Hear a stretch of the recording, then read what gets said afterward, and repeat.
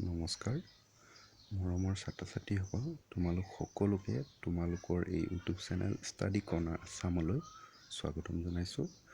আজিৰ এই ভিডিঅ'টিত আমি ক্লাছ 7ৰ যিটো 5 নম্বৰ লেচন এটা কবিতা আছিলে দ্য ডেফোডিলছ, এই কবিতাটোৰ প্ৰশ্ন উত্তৰখিনি চাম। ইয়াৰ আগৰ ভিডিঅ'ত আমি কবিতাটোৰ অসমীয়াত ভাঙনি শিকিলোঁ, তো গতিকে আজি আমি প্ৰশ্ন উত্তৰখিনি চাম।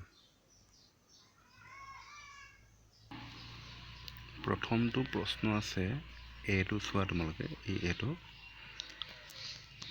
Read the first stanza then find the answer to the following questions. তো প্ৰথম যিটো স্তবক কবিতাটোৰ মূল 4টা স্তবক আছে, ষ্টেঞ্জা আছে। প্ৰথম ষ্টেঞ্জাটো পঢ়িবলৈ কৈছে আৰু পঢ়ি লৈ পিনি এই তলৰ প্ৰশ্নটোৰ উত্তৰ বিচাৰিবলৈ কৈছে।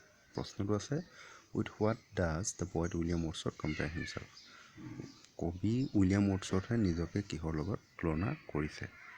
তো ইয়াৰে উত্তৰটো হ'ব, the poet William Wordsworth compares himself to a piece of lonely cloud.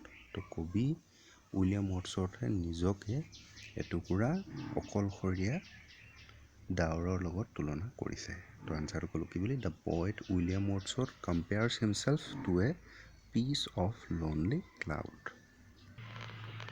এবাৰ আহিছোঁ কুৱেশ্যন নম্বৰ বিটোলৈ। কুৱেশ্যন নম্বৰ বিটো চোৱা, ৰিড দ্য ছেকেণ্ড ষ্টেঞ্জা। এবাৰ দ্বিতীয়টো স্তবক পঢ়িবলৈ কৈছে। নাও ফাইণ্ড আউট দ্য ফলোয়িং। এতিয়া তলৰটো বিচাৰ কৰা। With what does Wordsworth compare the daffodils. তো উইলিয়াম ৱৰ্ডছৱৰ্থে ডেফোডিলছখিনিক কিহৰ লগত তুলনা কৰিছে? আৰু ইয়াৰ উত্তৰটো হ'ব, Wordsworth compares the daffodils with the stars that shine and twinkle on the Milky Way.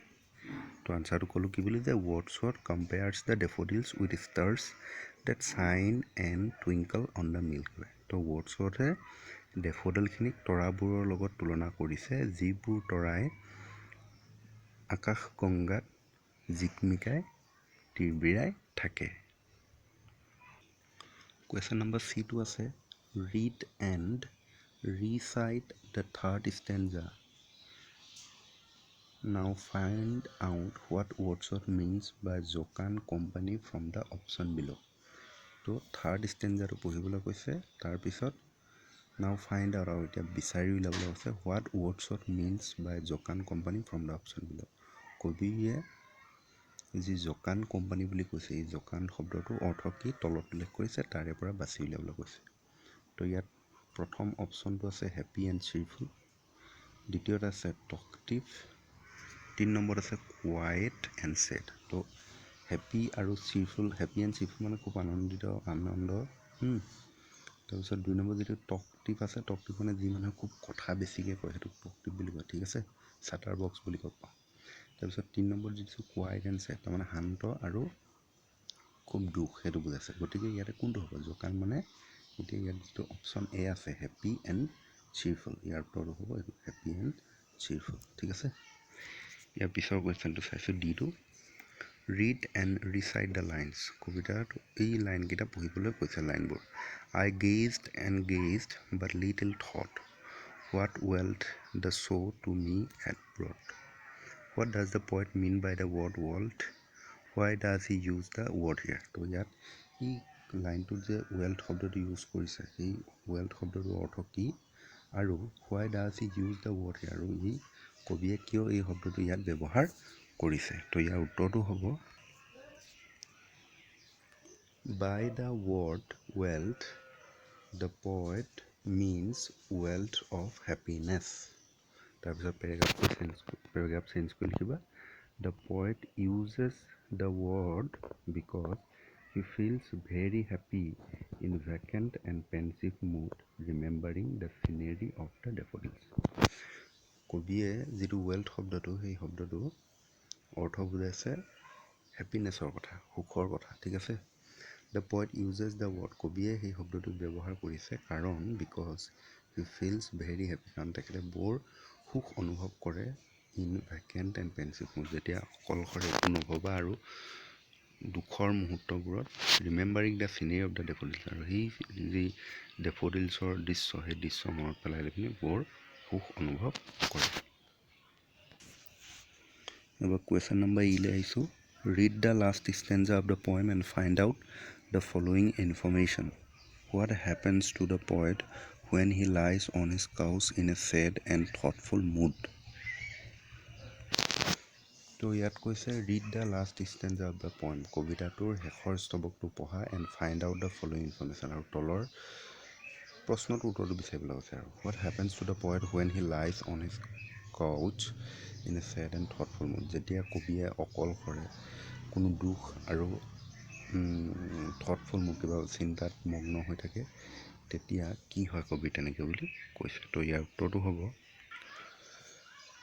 when the poet lies on his couch in a sad and thoughtful mood, the daffodils flowers flash upon in his inward eye and his heart fills with pleasure and dance with the daffodils. তো ইয়াত কৈছে যেতিয়া কবিয়ে অকলশৰে যেতিয়া কোনো দুখ লগা বা কোনো চিন্তাত মগ্ন হৈ থাকে, তেতিয়া the daffodils flower flash upon his inward, যি ইনৱাৰ্ড আই মানে কি মই কবিতাত বুজাইছোঁ, সেই ইনৱাৰ্ডৰ আই ডেফোডিলছৰ ছবিটো আহে, and his heart feels with pleasure, আৰু তাৰ অন্তৰখন সুখেৰে ভৰি পৰে, and dance with the daffodils, আৰু ডেফোডিলছৰ লগত নাচিবলৈ নাচে। ঠিক আছে, তো প্ৰশ্ন উত্তৰখিনি আছিলে। ইয়াৰ পিছতো আমি চাওঁ কি আছে।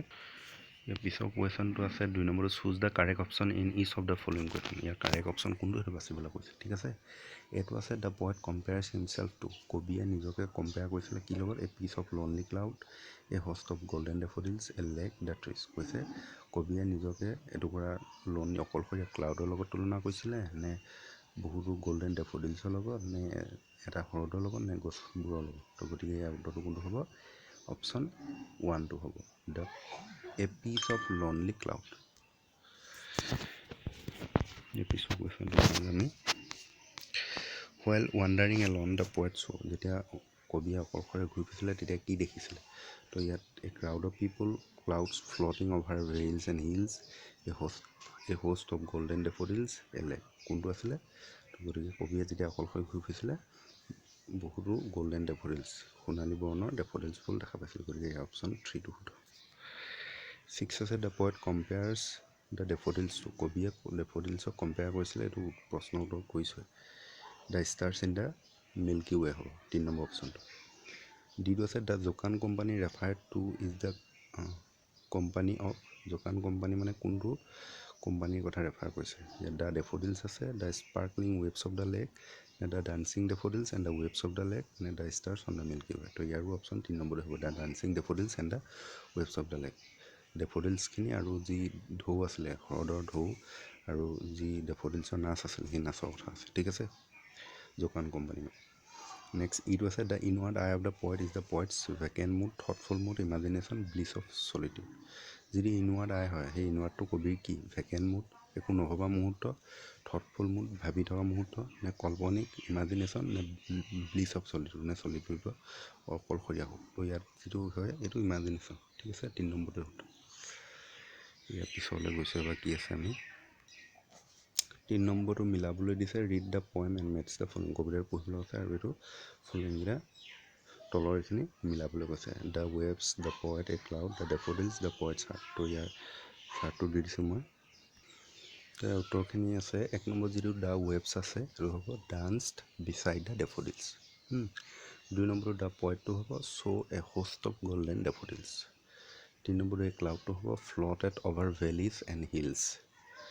আৰু 4 নম্বৰটো হ'ব the daffodils stretched in a never ending line. আৰু 5 নম্বৰটো আছে the poet's heart fill with pleasure and the dance with the daffodils. এইটো হ'ব। গতিকে ইমানেই আছিলে। যদিহে ভিডিঅ'টো চাই ভাল লাগিলে লাইক এটা কৰিবা, আৰু চেনেলটো যদিহে ছাবস্ক্ৰাইব কৰা নাই ছাবস্ক্ৰাইব কৰিবা, আৰু তোমাৰ যিমান বন্ধুবৰ্গ আছে এইবিলাকলৈ শ্বেয়াৰ কৰিবলৈ নাপাহৰিবা। ধন্যবাদ।